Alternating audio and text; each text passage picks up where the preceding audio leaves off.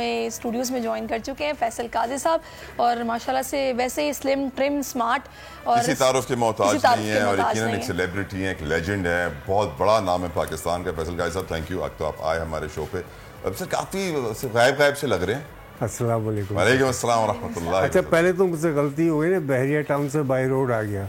नहीं सर अगर आप थोड़ा सा पीछे हो तो अच्छा, आप इनकी शक्ल देखना चाह रहे हैं। इनको शौक है मेरा सिग्नल काटने का। इनको मैं सर तक देखना चाह रहा हूँ। माशाल्लाह मेरी खुश नसीबी। पता है क्या, चमकता हुआ वैसे ही नजर आ जाता है। आप इतने परेशान क्यों हो रहे हैं? उनका नसीब ऊपर तक चमक रहा है।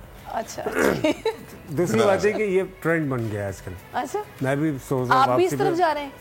सोच रहा हूँ जाते हुए उस तरह करवा लूँ, हो सकता है। अच्छा। हो सकता है उस तरह वरना इस तरह।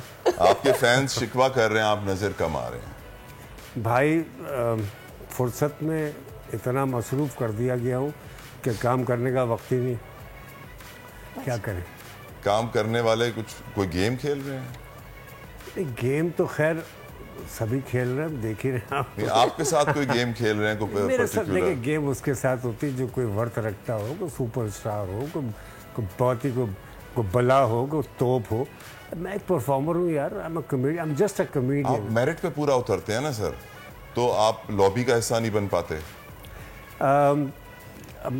अब ये बातें आप करें। मैं कर रहा हूँ, मैं सच कह रहा हूँ या गलत कह रहा हूँ, मुझे या मैं राइट और रॉन्ग। देखिए मैं आपको बताऊँ तलहा, बात यह है कि जब आप पर्सनल पसंद नापसंद पे जाते हैं ना, तो पर्सनल नापसंद और पसंद में पर्सनल, जिसमें आप पूछते नहीं किसी से कि यार इसकी ज़रूरत तो नहीं है, अपने खुद ही फैसला, खुद ही जब, खुद ही अपना प्रोड्यूसर है, खुद ही डायरेक्टर है, खुद ही राइटर है, खुद ही फैसला करने वाला, खुद ही।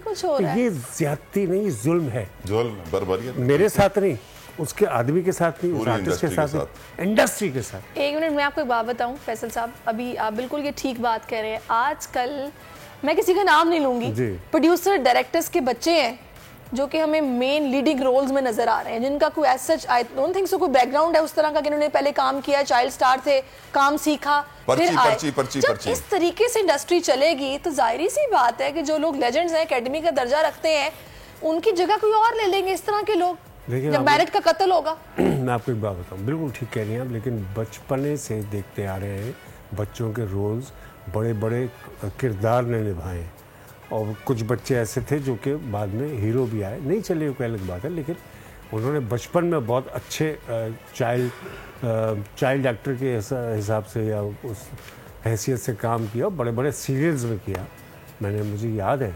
और उनमें से कई बच्चे फेसबुक पे आते हैं, देखता हूँ यूट्यूब पे कि आप कल ये देखा था आपने, आज वो ऐसे हो गए। तो देखें तलहा, बात ये है कि मैं तो काम कर रहा हूँ, मैं तो कहीं ना कहीं कोने कुतरे में जाके कुछ ना कुछ छोटा मोटा अल्हम्दुलिल्लाह मैं कर रहा हूँ। लेकिन बात यह है कि आपको अगर लगता है कि ये इंसान डिज़र्विंग है, आपको लगता है कि ये इंसान यार कुछ बुरों में बेहतर बुराई है, तो यार उसको, मैं अपने लिए नहीं कह रहा हूँ, मैं अपने समेत उन सब बड़ों के लिए जो सीनियर्स, में नाम नहीं लेना चाहता, वो बड़े काबिल एहतराम हैं, हम उनके पैरों की जूते भी नहीं हैं। अभी अयाज भाई आए थे मेरे ख्याल से आपके शो में, तो वो मैं आज यूट्यूब पे आपको देखूंगा वो एपिसोड। अयाज भाई से परसों ही मुलाकात हुई मेरी। ये वो सीनियर्स हैं, ये वो लोग हैं जिन्होंने कैसेट बिकवाया ना, गानों के अलावा कॉमेडी का कैसेट। ये तो उमर शरीफ साहब, मोइन अख्तर साहब, अयाज खान साहब, इन लोगों के कैसेट्स आते थे, और मैंने रिक्शों में, बसों में, घरों में, पड़ोस में से आवाज़ें आ रही होती थी इनकी। अयाज भाई ने तो वो घुंघरू इनके बड़े मशहूर थे, ये इंट्रोड्यूस किया था, आप आंख बंद करके सुने तो लगता था वाकई घुंघरू बजा।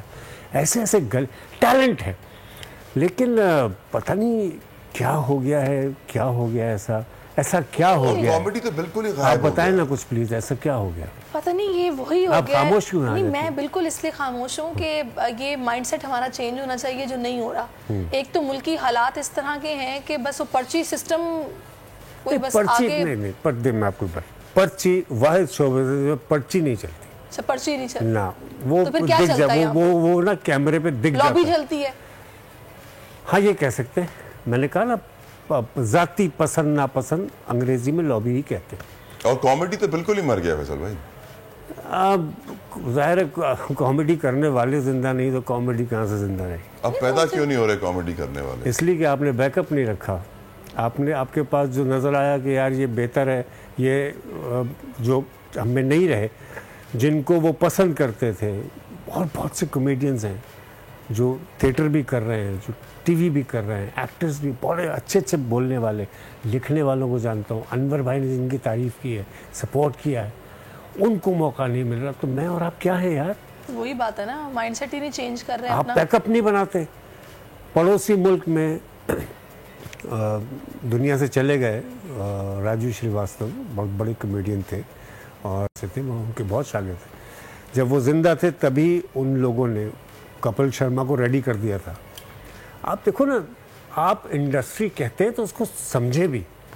इंडस्ट्री जो है वो फिर चलाई जाती है। इंडस्ट्री को वक्त दिया जाता है, इंडस्ट्री पर नजर रखी जाती है कि कहीं कुछ गलत तो नहीं हो रहा किसी के साथ। मैं क्या कहूँ, देखें अल्लाह ताला कभी किसी को किसी का मोहताज ना करे, लेकिन मुझसे भी गलतियाँ हुई, मैं एतराफ़ कर चुका, मैं उनको ठीक कर चुका। मौका मिले तो ठीक कर चुका, दिखाऊं, मौका मिले तो दिखाऊंगे हमें ठीक कर ली। मौका नहीं मिल रहा, मिल जाएगा इंशाअल्लाह अज़ीज़। और आप देखेंगे इंशाअल्लाह कि मैं अल्लाह के फजल से, अल्लाह ताला के फजल व करम से मैं बहुत जल्द बहुत बड़ा करके दिखाऊंगा इंशाअल्लाह।